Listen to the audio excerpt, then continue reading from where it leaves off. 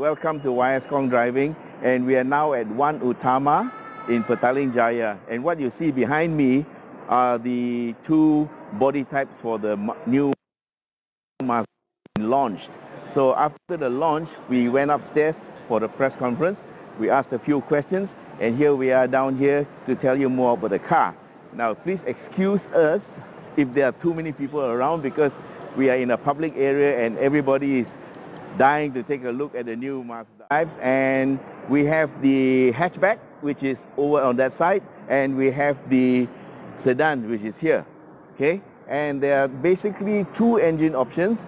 Both the hatchback and sedan have a 1.5 and a 2-liter engine option. Okay, so this is the sedan, and what we have here is a body that is a little bit longer than the usual 2.7 meter wheelbase. This is 2725, so this has gone a little bit longer than the standard, yeah?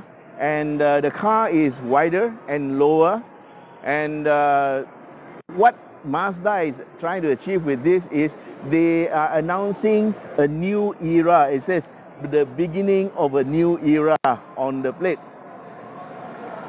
So by this, Mazda is moving up market to bring itself closer to the European brands in terms of branding and also in terms of safety and connectivity.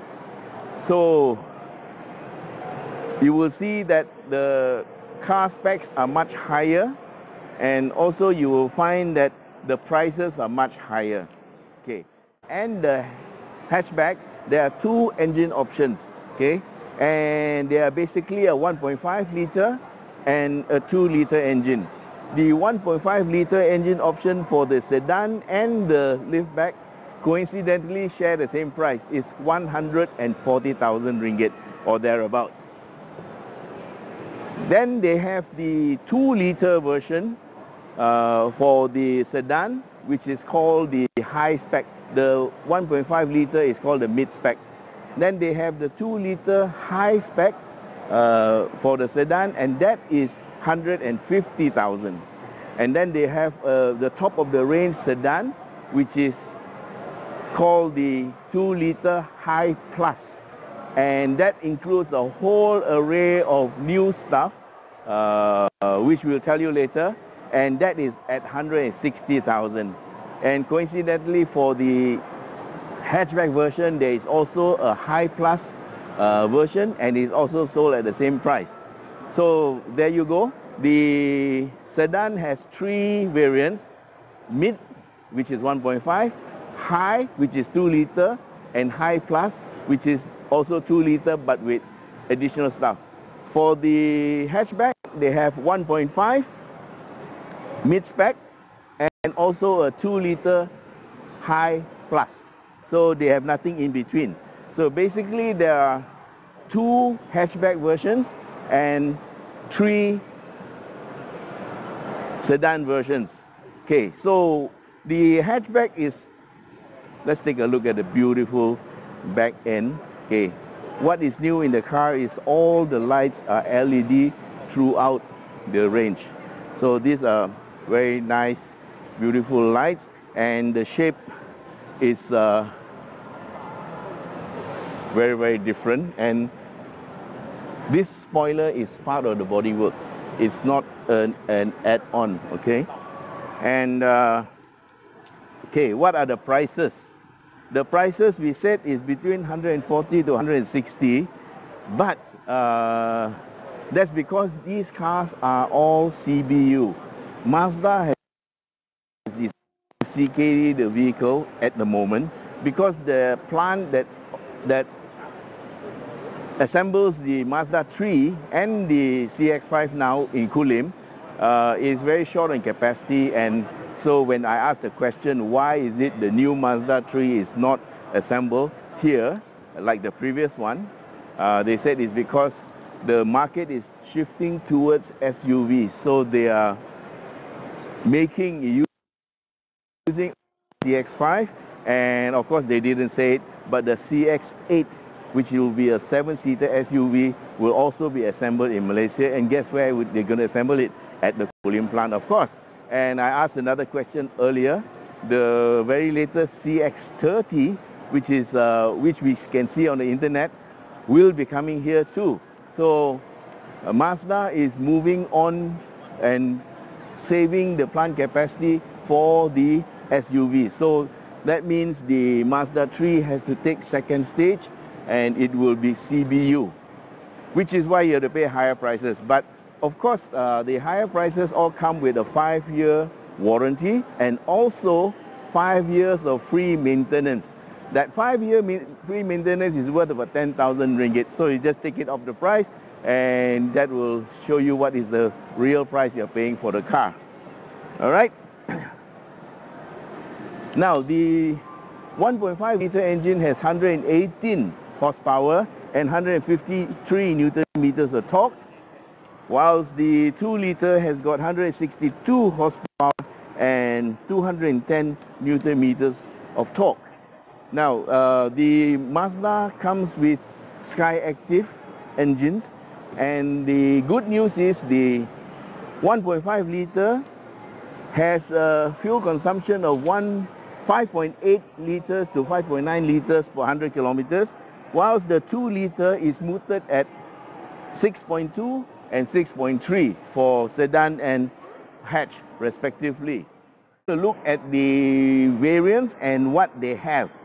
For the basic model, which is the mid, for the hatchback and the sedan, they run with 16-inch wheels, and they have, of course, the headlights and rear combination lights are LED, and driver's seat is non-electric. It has a 6-way manual adjustment, and the seats are fabric. Then for the high and the high plus, there is a list of standard equipment that's quite attractive. They have signature type LED headlights for the high plus, and also both the cars, the high and high plus, have got keyless entry, and both will come with sunroof. That's the good point about CBU cars, yeah? The driver's seat will be 10-way powered, and leather seats are standard, okay? And there's another feature here which is called a walk-away door lock. Okay, if you have the key with you and you close the door and you walk away, the door will lock by itself. We don't have the key here, so we can't show you. And of course, the one thing that I always like about these cars, okay, I forgot to tell you, they're all running 6-speed gearboxes, and they have paddle shifts. Paddle shift is for the high and high plus, not the mid-spec. The mid-spec won't have paddle shifters. And for the high plus, they have additional features that will not be found in any of the models, and these include the Mazda Advanced Safety Technologies.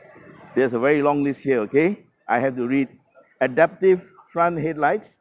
They have high beam control that actually shuts off some of the LED, dazzle other people. They have also blind spot monitor. They have rear cross traffic RCTA, rear cross traffic alarm, and LDWS, lane departure warning system, and also lane keep assist system. Okay, so that means the car can stay in the lane. So you can see a lot of these features were in the Mazda 6, but now they're filtered down to the Mazda 3. And also it has driver attention alert, smart brake system, which is like autonomous emergency braking, and also it has got MRCC, which means Mazda Radar Cruise Control. Wow, that's quite a mouthful. And so this will explain why the High Plus is selling for 160,000 ringgit, yeah? So the High doesn't have all the last bunch of advanced safety technologies that I talked about, but it'll have traction control, and he'll have all the other stuff like ABS and all the things that come that are pretty standard. And okay, so the final question you want to ask is, will the 1.5 have enough power to pull the Mazda 3? Okay, I did a bit of homework.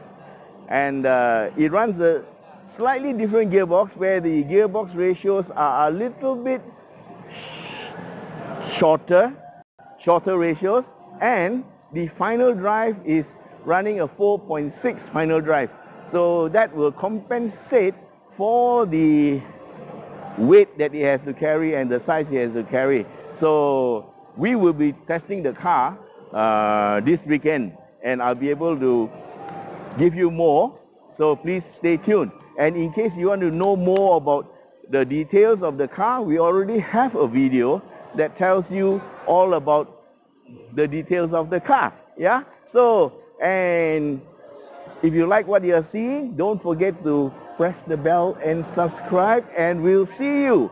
We'll have the test on Saturday, and we'll try to come up with a video on this test on the Mazda 3, and we're going to do it at Sepang Racetrack. Yeah?